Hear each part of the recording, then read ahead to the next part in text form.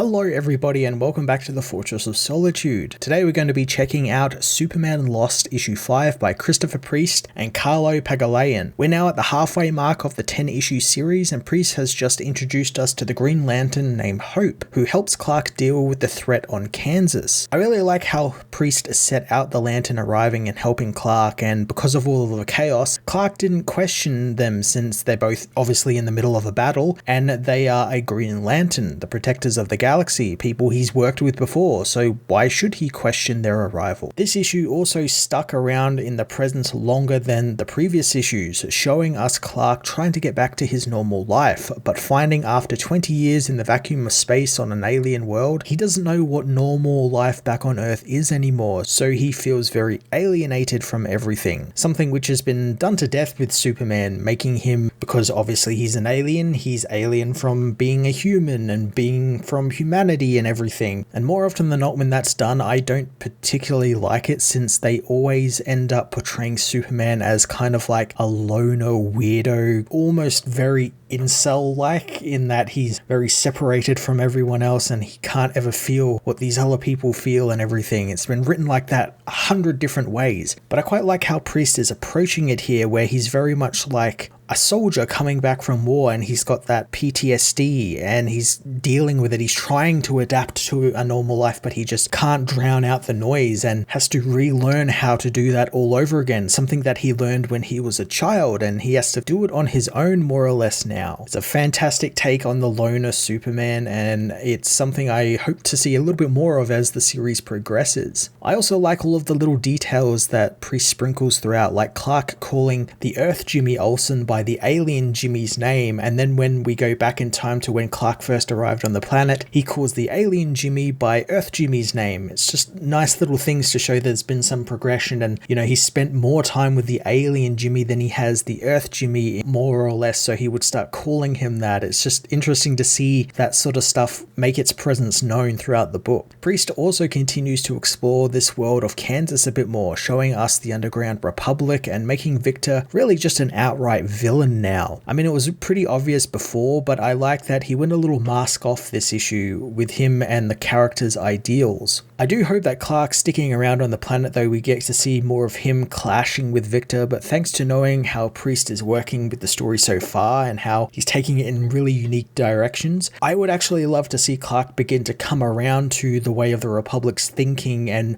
maybe even challenge Victor as their leader, or like some role in where he would have a say in what the Republic can do, since the Republic's core aspects are, you know, everyone gets a vote, everyone's voice matters, it's a democracy, and it's all stuff that Superman would be wanting to be part of, so I'd like to see him take an active role in that. I think that would be quite interesting. Carlo Pagulayan continues to outdo themselves in the art department during all of this, and while the space action was really great, I thoroughly enjoyed all of just the mundane Earth stuff we saw of Clark going through it, just sitting alone at his desk at the Daily Planet, kind of isolated from everyone else who's talking over in the background and communicating with each other, and the final pages with Lois finally dealing with Clark breaking down from his ordeal was so carefully captured and presented, with the background kind of fading away just so you can focus on these characters as if nothing else mattered but this moment between these two characters. It was just brilliant. Speaking of final moments of the book, this is where Priest really throws the book a fantastic middle of the story twist. All through the book we learn that Hope isn't actually a proper Green Lantern. Yes, she has the ring, but the Lantern who gave her the ring died before he could tell her what it was about. Not only that, much like Clark, she is cut off from the rest of the universe and from the Lantern Corps networks and is trapped in the same piece of space that Clark is trapped in. Now, thanks to the previews and whatnot, we have learned that Clark is going to develop a sort of relationship with this woman, but this is where the twist comes into play, as it's revealed that Hope